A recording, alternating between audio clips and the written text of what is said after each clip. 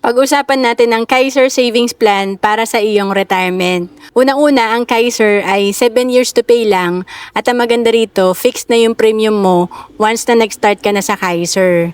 And ang contract mo dito, 20 years. Ibig sabihin, 7 years ka lang nagbayad pero may coverage ka na 20 years. And sa 20 years na yon, may healthcare kang magagamit, meron kang life insurance, at kapag hindi mo nagagalaw ang iyong healthcare fund, tumutubo to, may investment ang Kaiser. Kaya tinatawag na 3-in-1 investment.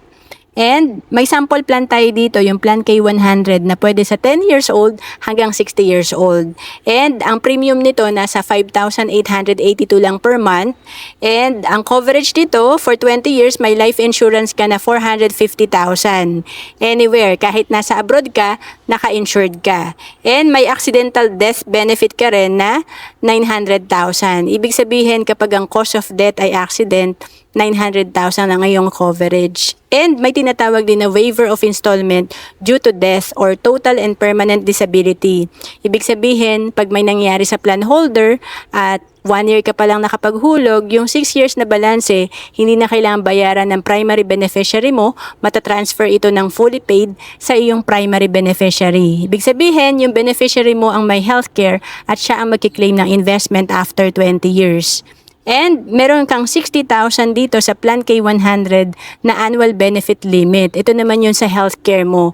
Sa first 7 years, meron kang 60,000 annual benefit limit. Ang coverage nito, yung inpatient benefit or hospitalization. And from 8th year to 20th year, meron ka pa ring healthcare coverage. Depende na lang yan sa plan mo. And sa 411,750 na binayaran mo sa Plan K100, pag ito ay nag-mature after 20 years, ang projection nito nasa 1.1 million. And halimbawa na lang, kung 40 years old ka nag-start sa Kaiser, pag edad mo ng 60 years old, itong 1.1 million na to, pwede mo nang i-lump sum or kunin or i-withdraw, and good as cash na ito. At kapag hindi mo pa kinuha itong fund mo na 1.1 million, patuloy pa rin ang healthcare benefit mo at tumutubo pa rin to sa investment. Ibig sabihin, pwede pang lumago itong 1.1 million mo. Kaya maganda, mag-start tayo ng maaga. Again, to know more about Kaiser, message mo lang ako sa Facebook, Roan Celis Capistrano, or email me at roan.capistrano@gmail.com.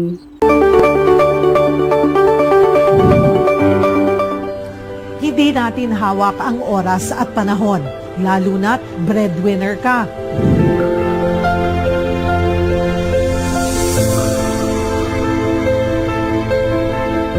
Paano kung magkasakit? Paano kung agad tayong kunin ni Lord? O kaya naman, tumanda na walang ipon? Mga tanong na kailangan ng kasagutan at dapat paghandaan. Bilang breadwinner o inaasahan ng pamilya, dapat may Kaiser ka.